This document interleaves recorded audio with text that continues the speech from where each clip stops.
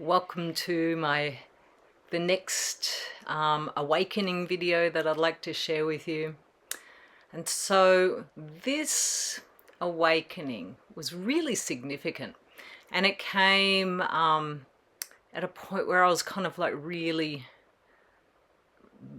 sort of just emerging from like this miasma in life. Like I'd been through my 20s and 30s and I'd been partying a lot, drinking a lot, but my spiritual, connection never went away, but it was very much hindered. It was very, very much hindered during that time and pushed right down, but I was just starting to reach out. I just knew,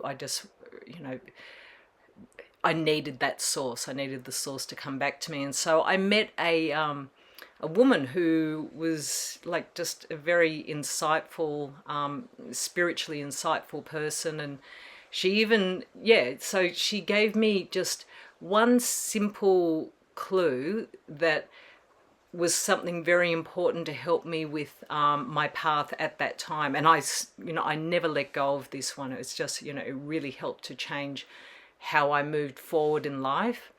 And what she said was to just be aware of your verbiage. And by that, she meant just be conscious of what you say and how you say it and the tense you're using with it, like what verbs you're using. So, at its simplest level, if I was to say I am angry, then it's a total ownership of like saying that, I am an angry person. There's no changing it. It's very absolute, isn't it? I am angry. It's an absolute thing. But if you just shift that to I feel anger, I feel angry, then it's just a feeling, okay? And we know feelings, they come, they go. You know what I mean? It's fluid. It's not going to stay with you. You don't have to own it. You don't have to be what you're feeling, So, when you hear people talk about, I have anxiety, or I often think like, well, it's a bit of I know it's always a tricky thing when you're saying I have something, like, about owning it. And what do you do with that? Like, saying I have anxiety. And to me, anxiety is something that it comes, it goes. Even for somebody who does deal with, like, the pathological sort of like a more, no, pathological's not the word. Like, I don't know what the word is, but if you can diagnose someone with anxiety disorder, that will just do for now. It's the anxiety is not permanent, unless the mind makes it so. We do have a choice, just through these waves. Some people are just, maybe more prone to, like, this constant sort of barrage of anxious thoughts and everything, but it's not there 100% of the time, So I always, I'm very aware of, how to say things, what tense to use, and also, the tense, so, saying, one day one day I will be free, one day I'll have everything I want. And it's just like, well, why can't I bring that to now? Like, I have the potential for more freedom, or I claim my freedom, and so, again, just shifting the verbs around in the sentence and in language structure to, into more of an affirming, into more of a, affirming language.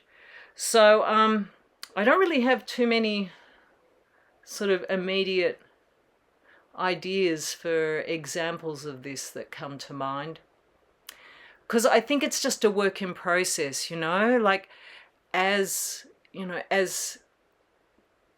I talk, it's just this awareness of what it is that's coming out of my mouth, and how much ownership there is that goes with that.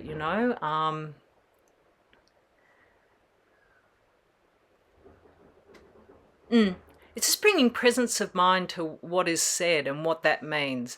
And if I need to sort of readjust that language then, you know, you can just sort of discard what was said and, you know, reclaim it in the new, more affirmative language. It's kind of tricky because, oh, see, over the years, you know, I've been working on this for a long, long time. So initially it was a very, you know, it was a constant sort of, you know, working at, you know, what I was saying and, you know, what that was truly communicating, you know. And if you happen to be an Ascended Master student and you do invocations, you'll know that, you know, I think that half the power is when you do those invocations, when it's got the affirmation and then a decree afterwards and everything. Those affirmations, you know, I just find it's just like, it's just putting everything in order in the mind, you know, because it's all, that's all verbiage, it's all language, it's just used, you know, the keys are in the words, and it's reprogramming the mind, the brain, and also it's just, you know, bringing that awareness into yourself, into your consciousness. And it seems like the shifts are kind of magical, but it's just like, you know, it's like putting new data into a computer to, you know, to get it to learn new ways to operate and everything. And that's what we're doing for ourselves, you know, just realizing that we've been taught to use such limiting language that it takes away, you know, it takes away from who we think we are and how we speak and how we identify ourselves in the world and so on, you know, and to reclaim it, you know, reclaim our language and use it in an affirming and strong and powerful way. So, with that, I shall close this video. And stay tuned for the next awakening video on whatever topic that happens to be. Bye-bye.